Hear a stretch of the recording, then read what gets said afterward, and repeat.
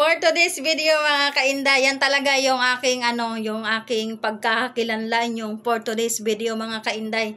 Yon, siguro iisipin ninyo, yan kasi, ang kulit mo, panay upload ka, di ba? Ayun tuloy, di ba, nagka-violation.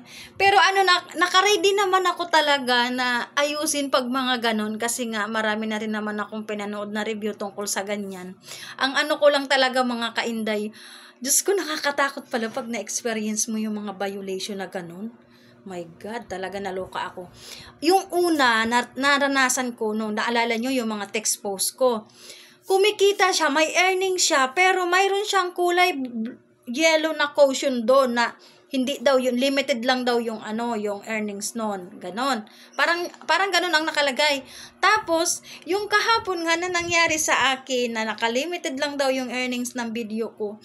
Diyos ko, yung mga post ko na panahon pa ng kupong-kupong, yung mga upload ko doon, pinagbubura ko talaga yung lahat. Ang itinira ko lang yung upload na walang music, tapos yung original ko talaga na ako talaga yung sariling upload ko talaga, pero yung sabihin mo na upload ko na mayroong kanta, inalis ko yon. Ang tinira ko lang yung upload ko na may music simula nung last 3 weeks na monetize ako kasi nakakatakot.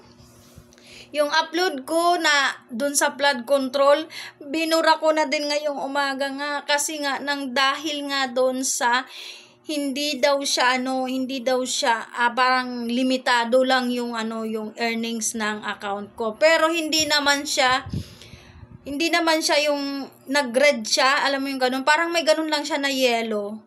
Nakakatakot pala, totoo pala yung sinasabi nila, yung mga matatagal na kailangan talaga pag-aralan mo bago ka ako kasi tira lang ako ng tira, kasalanan ko rin kasi talaga to. Ayun nga mga kainday, ngayon madalang nyo na ako makikitang magpo-post ng hindi sa akin, hindi yung pagmumukha ko. Magsawa na tayo dito. Di ako magsasawa sa pagmumukha nyo.